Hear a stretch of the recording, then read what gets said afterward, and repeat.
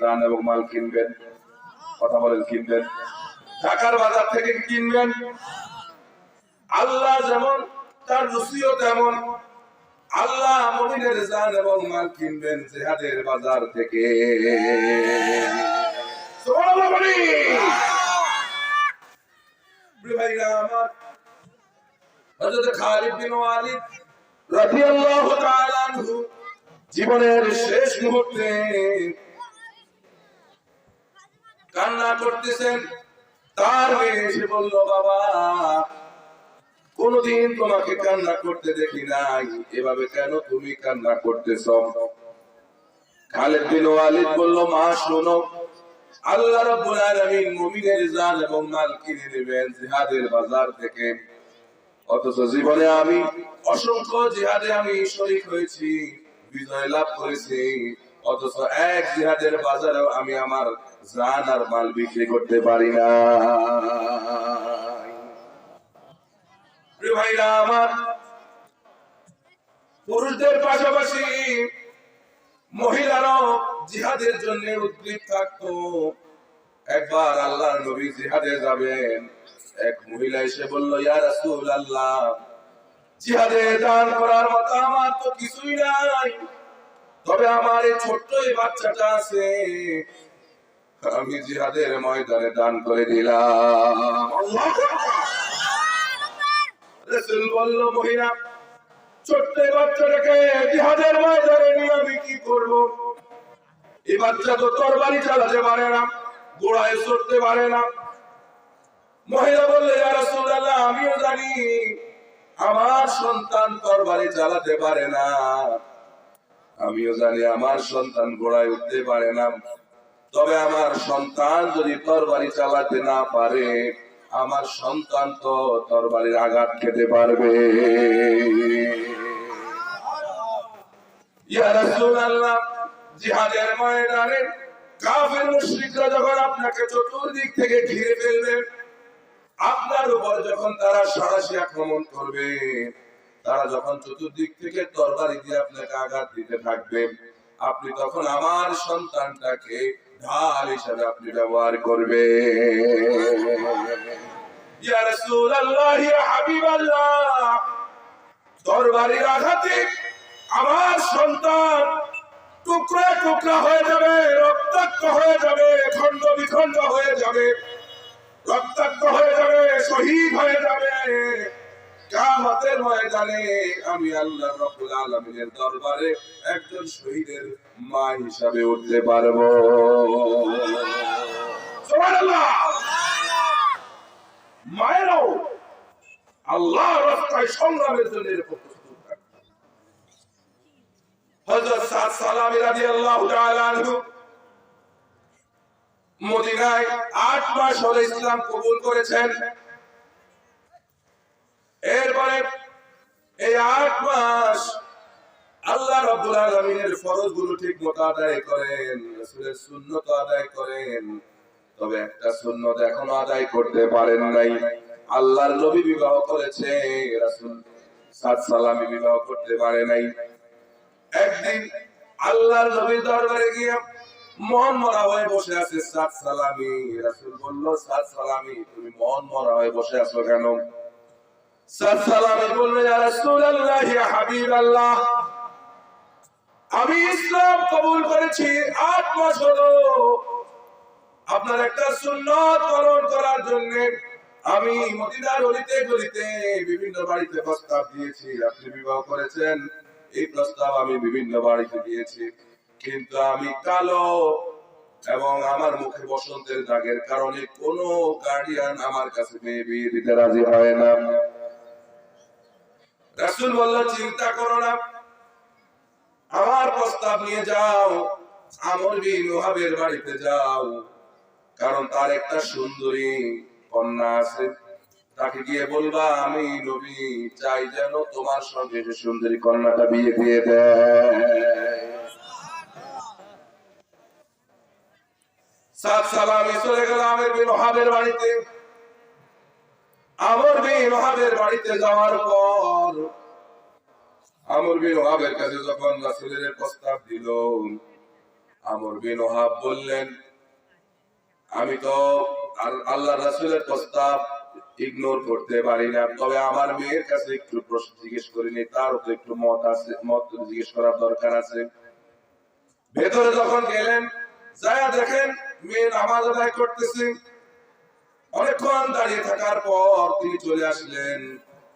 সাদ সালামি বুঝে ফেলেছে যে আহারে হয়তো এখানেও আমার বিয়ে হবে না, এই জন্য সাদ সালামি চলে যাচ্ছে। চলে যাওয়ার পর আমর বিন ওয়াহাব আবার ঘরে ঢুকলেন, ভেতরে ঢুকলেন। মেয়ে বলল, বাবা কে এসেছেন? আমর বিন ওয়াহাব বলল, আল্লাহর নবী তোমার বিবাহের প্রস্তাব পাঠিয়েছে, তবে ছেলে একটু কালো আর মুখে বসন্তের দাগ, তুমি রাজি আছো কিনা? মেয়ে বলল, বাবা কোন সাহসে আল্লাহর নবীর প্রস্তাব আপনি ফিরাইয়া দিলেন? কোন সাহসে ফিরাইয়া দিলেন? আপনি দৌড়াইয়া যান আর আল্লাহর নবীকে গিয়ে বলেন, আমি সাদ সালামিকে বিয়ে করতে রাজি আছি। সুবহানাল্লাহ। প্রিয় ভাইরা আমার, আমর বিন ওয়াহাব দৌড় মারলেন, এক দৌড়ে চলে গেলেন রাসূলের দরবারে। যা বললেন, ইয়া রাসূলুল্লাহ, আমার মেয়ে সাদ সালামিকে বিয়ে করতে রাজি আছে। আল্লাহু আকবার। এবার আল্লাহর নবী বললেন, সাদ সালামি বিয়ে তো করবা, মোহর তো লাগবে। গাইবান্ধাতে বিয়ে করতে মোহর লাগেনি।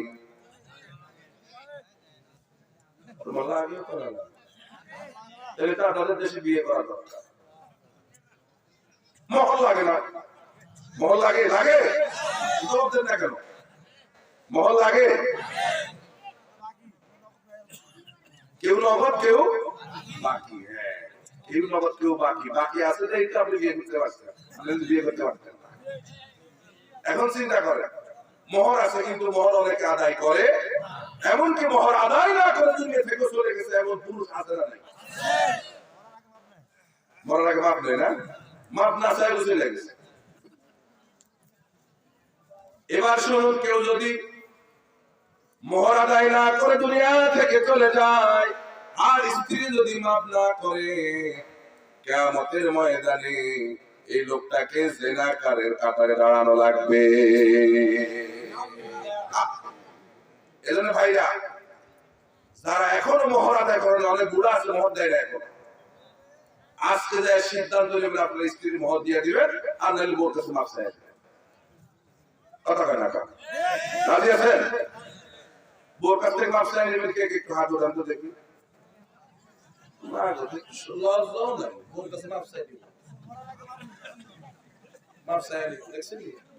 একথা বলতে পারেন না যে হুজুর, এই কথা আজকে যায় চিন্তা করবো যে কয়েকদিনের মধ্যে বইয়ের মোহর শেষ করে দিব। কথা বলেন না, দিবেন দিবেন। আল্লাহ নবী বললেন, সাদ সালামি মোহর লাগবে। সাদ সালামি বললেন, ইয়া রাসূলুল্লাহ, আমি নতুন মুসলমান, আমার তো মোহর নাই, মোহর দিব কেমনে? আমার কাছে তো কিছুই নাই।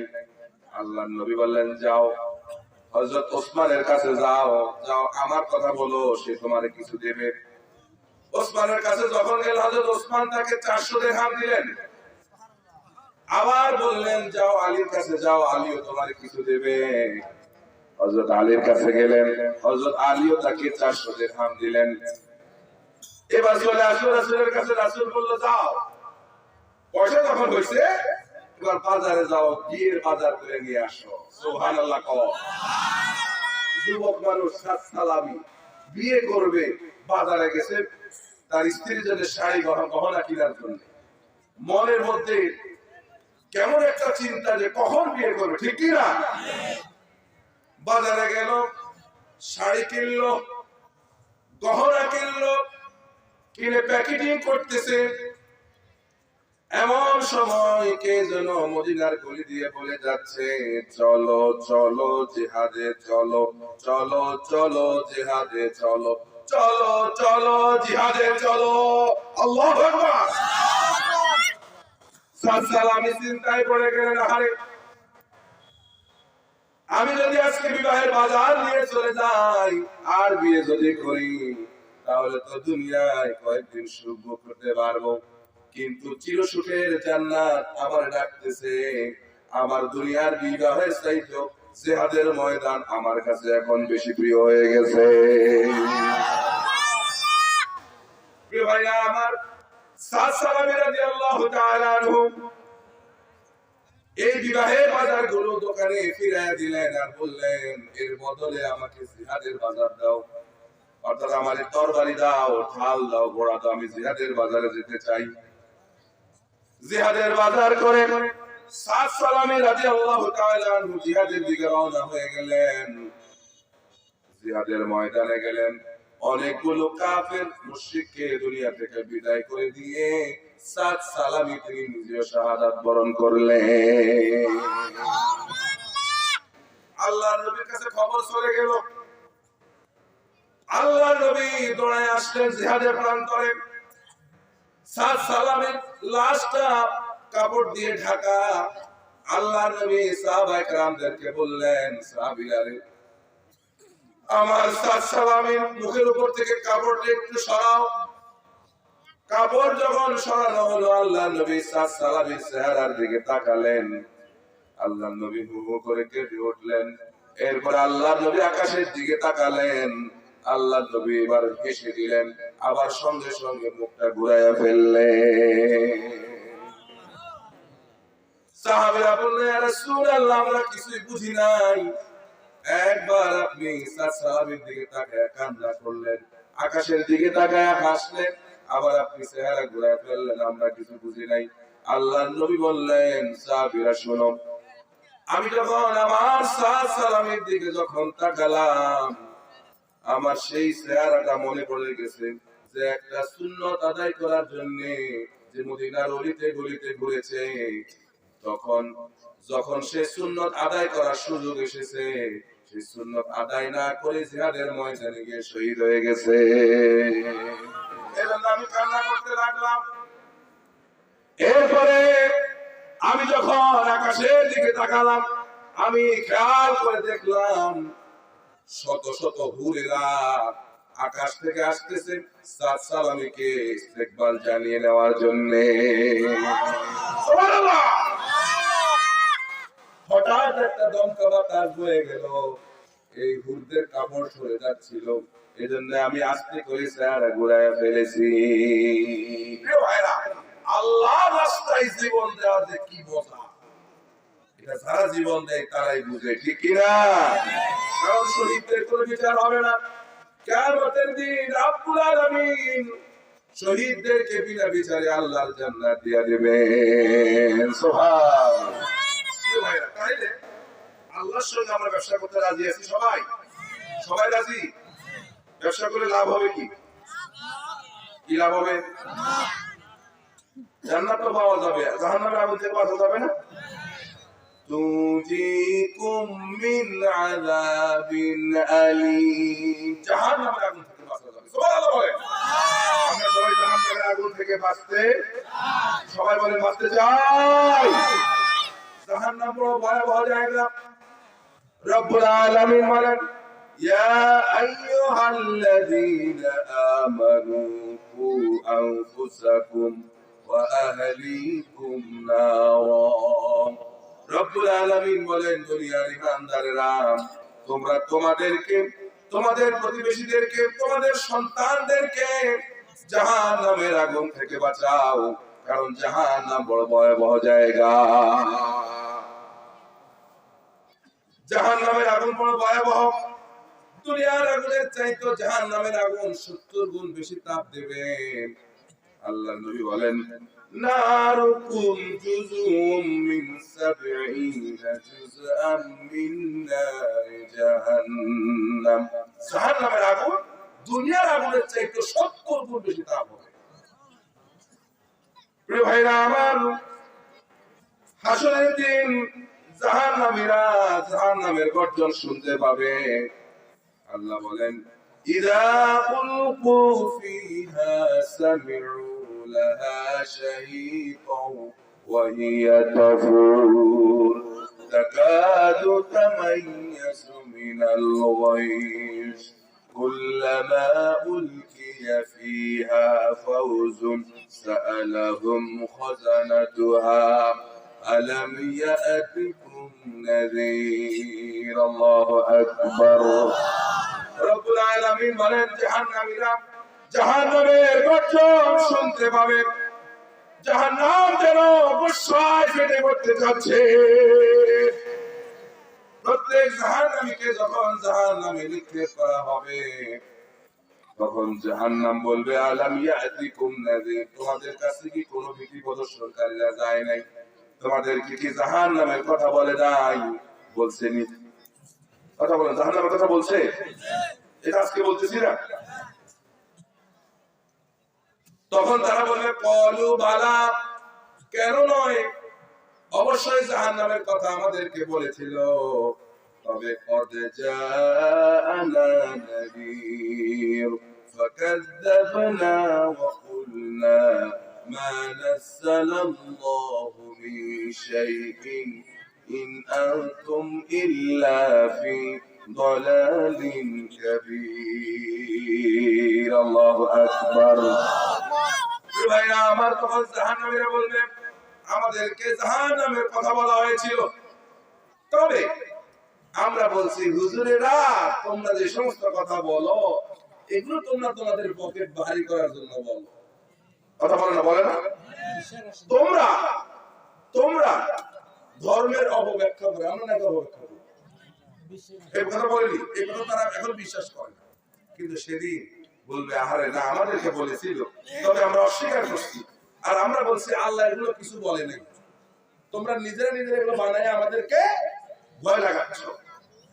তারা নিজেরা পরে বলবে। আল্লাহ পাক সব কথা কোরআনে বলছেন, কোনটা বাদ রাখেন না।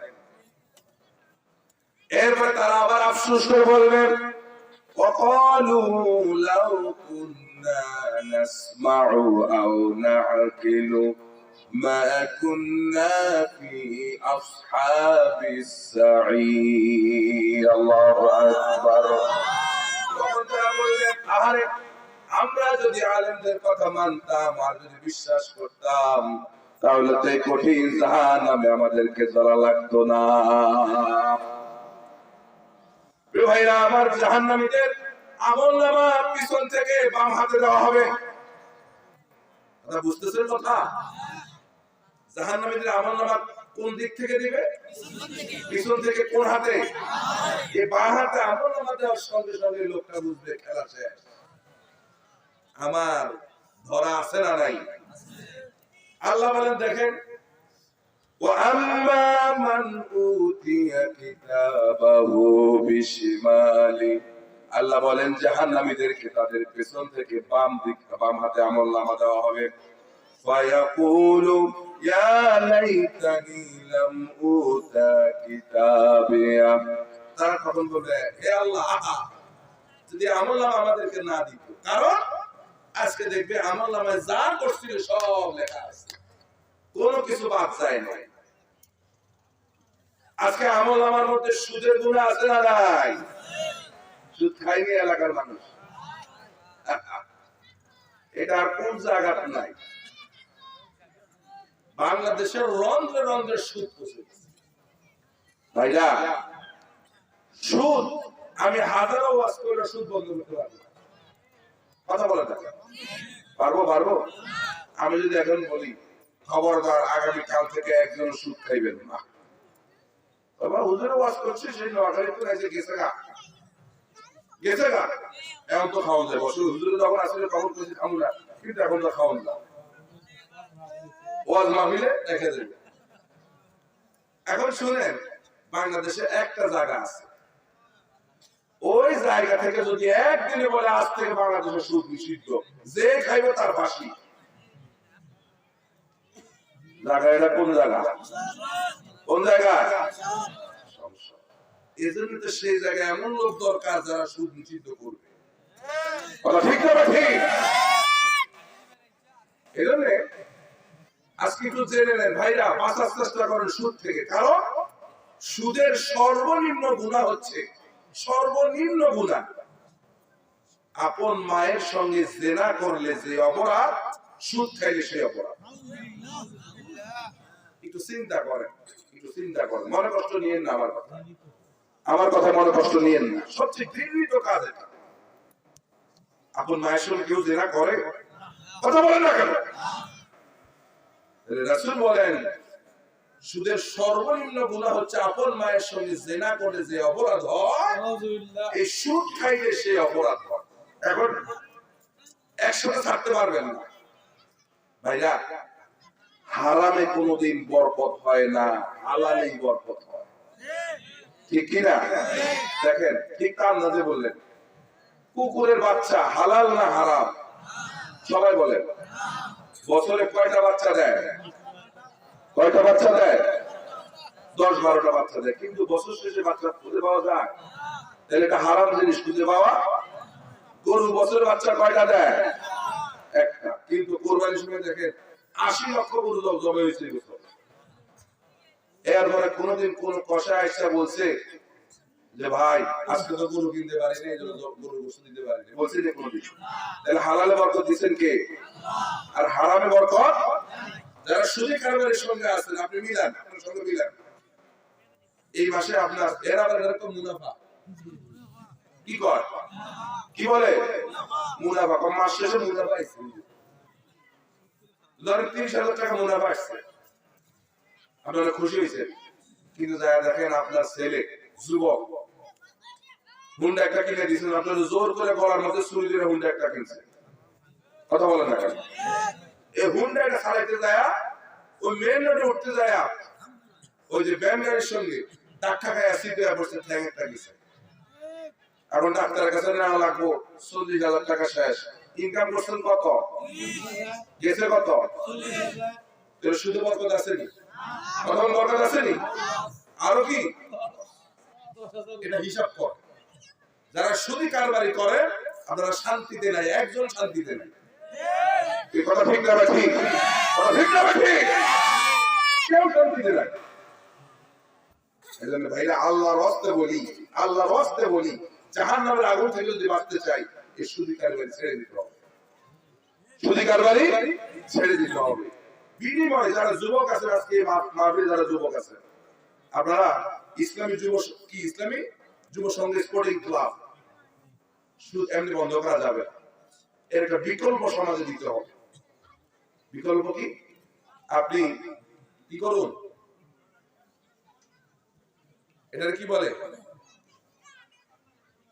হাওলাত, হাওলাতের কি বলে, কর্জে হাসানা, মনে আসতেছিল না, কর্জে হাসানা একটা ফান্ড চালু করে। আমি সব জায়গায় এই কথাটা বলি, আপনারা এই যুবকরা একটা কর্জে হাসানা ফান্ড চালু করে। কেমনে? মাসে 500 টাকা করে দেন। এটা আপনার হয়তো আখিরাতে আল্লাহ পাক আপনাকে উসিলা মাফ করে দিতে পারে, কথা বলে না কেন? এই সুদের কোয়াল গ্রাস থেকে দেশকে, আপনার এলাকাকে হেফাজত করার জন্য কর্জে হাসানা এই ফান্ড তৈরি করা দরকার আছে না নাই? দরকার আছে না নাই? এটা করেন, যুবকরা এটা করেন। আমি মনে করি, আমি বিশ্বাস করি, কর্জে হাসানা সমাজে চালু হয়ে গেলে আস্তে আস্তে সুদ বন্ধ হয়ে যাবে। আর নাইলে কোশ্চিন কেন সুদ সমাজ থেকে বন্ধ করতে পারবে না। হ্যাঁ, সুষ্ঠুভাবে করতে হবে, সেভাবে